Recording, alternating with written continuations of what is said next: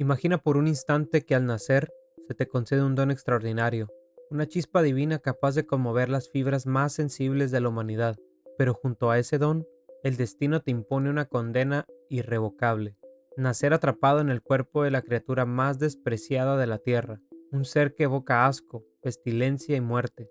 No importa cuánto brille tu luz interior, ni cuán pura sea tu pasión, para el mundo exterior, tu simple existencia es un error que debe ser exterminado. La sociedad ya ha dictado sentencias sobre ti antes de darte la oportunidad de respirar.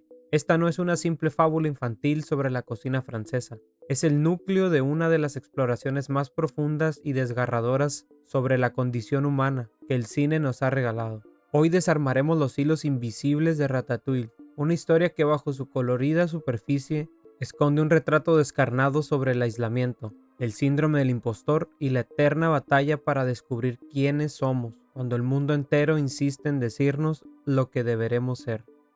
Nuestra historia arranca en la periferia de la civilización, en la penumbra de un tejado donde habita una colonia de ratas. El entorno está regido por Django, un patriarca cuya visión del mundo se reduce a una ecuación brutalmente simple: sobrevivir. Para él, la vida no posee matices estéticos, ni poesía, ni propósito más allá de la digestión. La comida es solo combustible y los humanos son monstruos implacables. En este ecosistema de conformidad encontramos a Emile, el hermano que representa la aceptación ciega de la realidad. Emile devora basura podrida con absoluta felicidad, incapaz de distinguir el valor de lo que introduce a su cuerpo. Sin embargo, entre la multitud de ojos oscuros que solo buscan el suelo, habita Remy. Él posee una anomalía maravillosa y maldita a la vez, un sentido del olfato y del gusto hiperdesarrollado.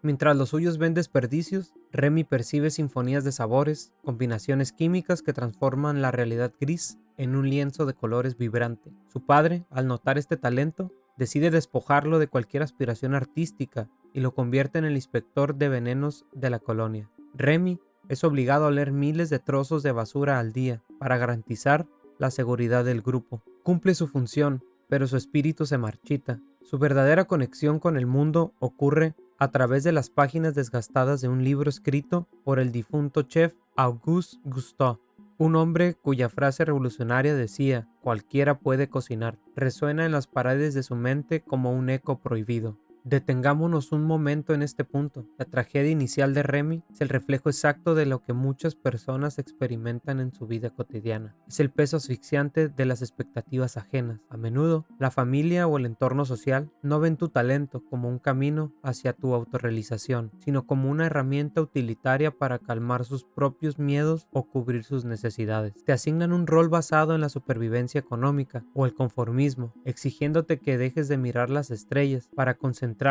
en no morir de hambre. El verdadero dolor no es el trabajo forzado, es la silenciosa renuncia a tu propia identidad para mantener la paz en tu entorno que teme a la diferencia. La fragilidad de este equilibrio se rompe una tarde cuando Remy se adentra en la cocina de la anciana dueña de la casa para observar a su mentor en la televisión. Ahí descubre que Gusteau ha fallecido. Fulminado por la tristeza tras perder una estrella debido a la implacable pluma del crítico Anton Ego, el shock de la pérdida provoca un descuido. La anciana descubre a los intrusos y desata una lluvia de disparos que destruye el hogar de la colonia. El pánico se apodera del grupo, obligándolos a emprender una huida desesperada en botes improvisados hacia la corriente del río subterráneo. Mientras todos corren por sus vidas, Remy comete un acto de locura. Regresa a buscar el libro de Gusteau. La corriente ruge con violencia en el subsuelo y en cuestión de segundos, la oscuridad separa a Remy de su padre, de su hermano y de su especie. Queda completamente solo, flotando a la deriva de la inmensidad negra de las alcantarillas de París. Pero eso apenas era el comienzo de su verdadero aislamiento. Cuando te atreves a rescatar aquello que te apasiona, en medio de una crisis, la vida suele empujarte a tu propia alcantarilla emocional. Es el costo inevitable del exilio voluntario. Dejas atrás la comodidad, la falsa seguridad de encajar en un grupo que come basura, pero el precio a pagar es la soledad más absoluta. Remy en el subsuelo representa ese instante en el que miramos a nuestro alrededor y nos damos cuenta de que ya no pertenecemos al lugar de donde vinimos, pero todavía no tenemos un espacio en el mundo hacia el cual nos dirigimos. Es el vacío del creador, la prueba de fuego donde la mayoría decide regresar a la superficie superficie a pedir perdón y conformarse. Guiado por una proyección de su propio subconsciente encarnada en el espíritu de Gustav, Remy asciende por las tuberías hasta descubrir que se encuentra exactamente debajo del prestigioso restaurante del fallecido chef. Al mirar a través del tragaluz de la cocina, contempla un universo vibrante pero en decadencia. Tras la muerte del fundador, el control operativo ha caído en manos de Skinner, un hombre mezquino que ha transformado el templo de la alta cocina en una fábrica de alimentos congelados para microondas. Skinner no busca la trascendencia, busca el rendimiento financiero, explotando la nostalgia de un hombre muerto. En ese preciso instante, la puerta trasera se abre para dejar pasar a Alfredo Linguini. Linguini es la antítesis del éxito, un joven desgarrado, de mirada errática y movimientos torpes, que llega buscando empleo únicamente porque la última voluntad de su madre se lo pedía. No tiene vocación, no tiene dirección y carece por completo de confianza en sí mismo. Skinner lo acepta con desdén, asignándole la tarea más humillante, recoger los desechos de la cocina. Mientras realiza sus labores, la torpeza de Linguini provoca que una olla de sopa termine en el suelo. Preso del pánico a ser despedido, intenta enmendar el error arrojando agua, verduras marchitas y condimentos al azar, creando un desastre culinario que amenaza con envenenar la reputación del lugar. Remy, observando la escena desde las alturas, cae accidentalmente al interior del recinto. Lo que sucede después transforma todo el panorama. Al encontrarse en el suelo de la cocina, el instinto básico de la rata le ordena huir para salvar su vida de las escobas y los cuchillos que lo acechan. Sin embargo, al pasar junto a la olla de la sopa arruinada, su olfato lo detiene en seco. El aroma es un insulto a su naturaleza de artista. Olvidando el peligro de muerte, Remy comienza a seleccionar verduras frescas, especies específicas y crema, transformando el desastre en una obra de arte aromática. Justo cuando termina, es descubierto por Linguini, quien lo encierra bajo un frasco de vidrio, pero el destino ya se había puesto en marcha. La sopa modificada es servida por error a una importante crítica gastronómica. El platillo es un éxito rotundo que devuelve la esperanza a la sala. Skinner, asumiendo que Linguini es el genio oculto, le ordena mantener el estándar del plato, pero le exige que primero lleve a la criatura al río Sena para deshacerse de ella. A la orilla del agua, bajo el manto de la noche parisina, se produce un puente inesperado entre dos almas rotas. Linguini le habla al frasco, descubre con asombro que el pequeño roedor comprende el lenguaje humano y posee una mente brillante. Ambos se dan cuenta de que son dos mitades incompletas que se necesitan mutuamente para sobrevivir en un entorno hostil. Linguini posee el estatus, la apariencia humana y el derecho legal de habitar la cocina, pero carece del talento. Remy posee el genio absoluto, pero su cuerpo es una sentencia de muerte en el mundo de los seres humanos. Tras una noche de experimentos en un pequeño apartamento, descubren una mecánica biológica asombrosa. Oculto bajo el gorro de chef, Remy puede controlar los movimientos de Linguini, tirando de ciertos mechones de su cabello, una danza perfecta entre la mente y la marioneta.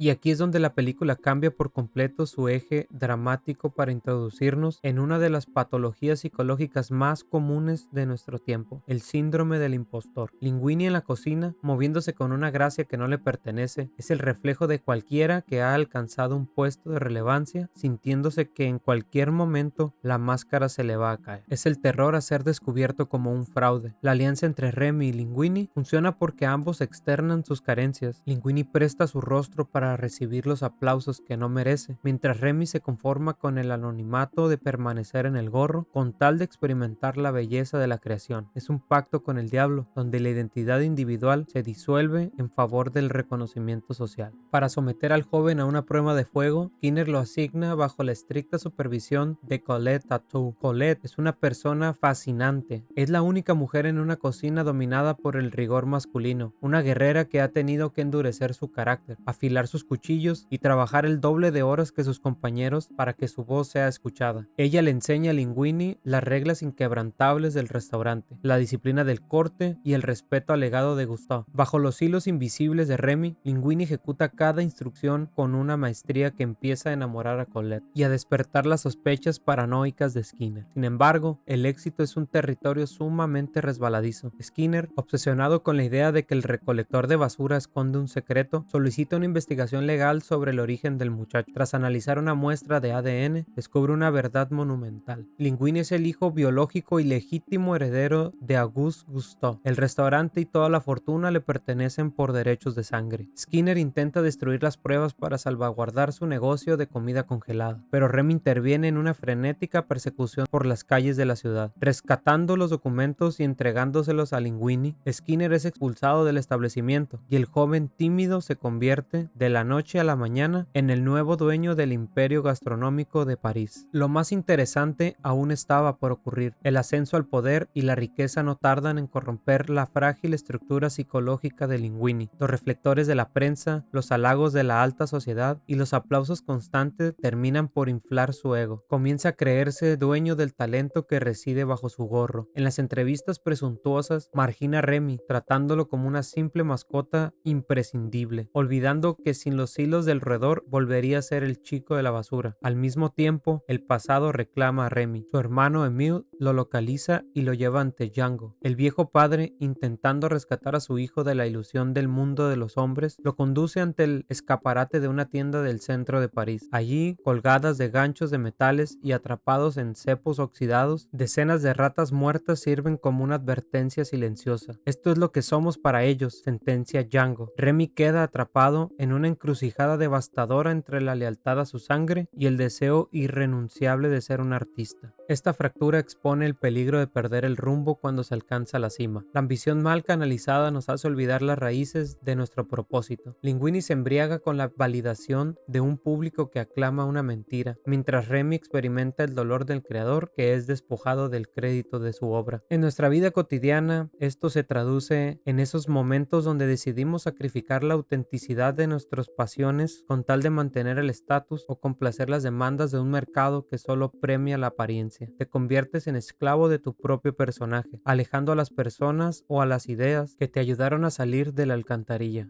La tensión alcanza su punto de ebullición cuando el mismísimo Anton Ego se entera del resurgimiento del restaurante y decide visitarlo para emitir su juicio definitivo. La presión psicológica fractura la relación entre los protagonistas. Tras una violenta discusión, Linguini expulsa a Remy del lugar. Dolido y sintiéndose traicionado, el roedor permite que su colonia asalte las despensas del restaurante esa misma noche como un acto de venganza. Linguini los descubre en plena flagrancia y la ruptura parece irreparable. No soy tu marioneta, grita el humano. Eres solo una rata, responde el silencio del ambiente. Remy es arrojado nuevamente a la calle, despojado de su cocina y de su dignidad. Pero nadie imaginaba lo que estaba a punto de pasar en la noche de la gran cena. Las mesas están ocupadas por la aristocracia de París y Anton Ego se sienta en su rincón oscuro solicitando un platillo que desafíe sus expectativas. En la cocina, Linguini se encuentra completamente paralizado frente a los fogones, consciente de su absoluta incapacidad. Es el colapso total del impostor cuando la realidad exige la verdad. Mientras tanto, en el exterior, Remy es liberado de una trampa gracias al esfuerzo conjunto de su hermano y su padre. En lugar de huir hacia la seguridad del campo, el roedor toma una decisión que define su grandeza. Regresa al restaurante para salvar al hombre que lo humilló. Al ver entrar a la pequeña criatura por la ventana, Linguini comprende que el único camino hacia la redención es la honestidad. Reúne a todo el personal y les confiesa la verdad absoluta, mostrándoles al verdadero chef que habita bajo el gorro. La respuesta humana ante lo desconocido siempre es el rechazo y el miedo. Asqueados por la presencia del animal y sintiéndose estafados por la mentira de Linguini, todos los cocineros tiran sus delantales y renuncian en ese mismo instante. Incluso Colette abandona el lugar con el corazón roto por el engaño. Linguini queda solo en su oficina, contemplando las ruinas de su efímero éxito. En este punto de quiebre donde la película nos entrega su lección más conmovedora sobre la empatía y la redención familiar, Django, al ver el sacrificio de su hijo y la pureza de su arte, comprende que el destino de Remy no pertenece a la inmundicia. Da una señal y la colonia entera de ratas invade la cocina. Bajo la magistral dirección coreográfica de Remy, cientos de roedores se desinfectan las manos, se colocan los gorros y comienzan a operar las estaciones de cocina con una precisión quirúrgica que envidiaría cualquier restaurante de estrellas Michelin. Linguini se calza los zapatines para atender el servicio de mesas con una energía renovada. En la calle, Colette observa el lema de Gusteau reflejado en un ventanal y decide regresar. Al entrar y contemplar el insólito espectáculo, deja a un lado sus prejuicios y se integra al equipo equipo bajo las órdenes de la rata. El platillo seleccionado para el veredicto final de Anton Ego no es una elaboración ostentosa de la alta cocina francesa, sino un simple platillo llamado ratatouille, un plato de vegetales tradicionalmente asociado a la mesa de los campesinos más humildes. Colette duda de la elección, pero Remy comprende que la verdadera maestría no reside en la extravagancia del ingrediente, sino en la capacidad de evocar el alma a través de la comida. El plato es llevado a la mesa del crítico. Anton Ego toma una porción con su tenedor y la introduce en su boca. Lo que sucede después transforma la película en una obra de arte atemporal. En un segundo de silencio absoluto, el sabor detona una regresión psicológica en la mente del crítico. Sus defensas intelectuales, su cinismo acumulado y su arrogancia se disuelve al instante. La pantalla nos traslada a una tarde de campo de su infancia, donde un pequeño Anton Ego llora tras haberse caído de su bicicleta, siendo consolado por su madre con un plato de ratatouille caliente en una humilde cocina de madera. El sabor del arte ha logrado derribar al monstruo de la crítica, devolviéndole su humanidad perdida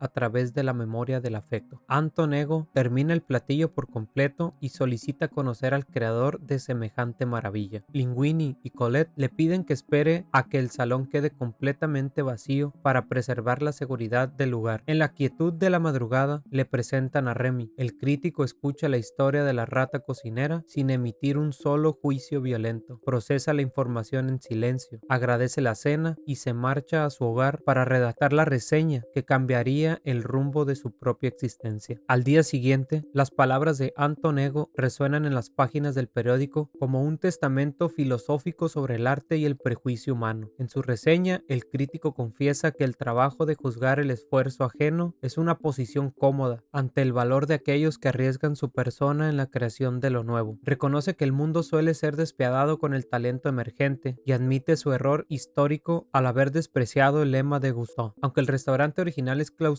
poco después por las autoridades sanitarias, tras descubrirse la colonia, y Anton Ego pierde su prestigio oficial como crítico de la vieja guardia. El desenlace no es una derrota, es el nacimiento de un nuevo paradigma. La mentira ha muerto para dar paso a una verdad habitable. Linguini, Colette y Remy fundan un nuevo y próspero rincón gastronómico en París llamado La Ratatouille, un espacio luminoso donde los humanos disfrutan en el salón principal, mientras Remy opera su propia cocina diseñada a su escala en el tejado, y donde Anton Ego asiste cada tarde como un cliente habitual que ha aprendido a disfrutar de la vida sin la necesidad de destruirla con su juicio. La odisea de Remy nos recuerda que a menudo somos nosotros mismos quienes nos condenamos a habitar la alcantarilla del miedo. Nos convencimos de que el lugar donde nacimos, los errores de nuestros pasados o las etiquetas que la sociedad nos colgó al nacer son barreras insuperables que nos prohíben aspirar a la belleza de nuestros propósitos. Nos convertimos en los inspectores de veneno de nuestras propias vidas, asegurándonos de no arriesgarnos nunca con tal de no sufrir el rechazo del mundo exterior. Pero el verdadero talento y la auténtica grandeza no entiende de linajes, ni de títulos, ni de moldes establecidos. El único requisito real para transformar tu realidad es el valor de alzar la mirada, tomar los hilos de tus propias acciones y arriesgarte a crear algo hermoso en un mundo que insiste en verte caer.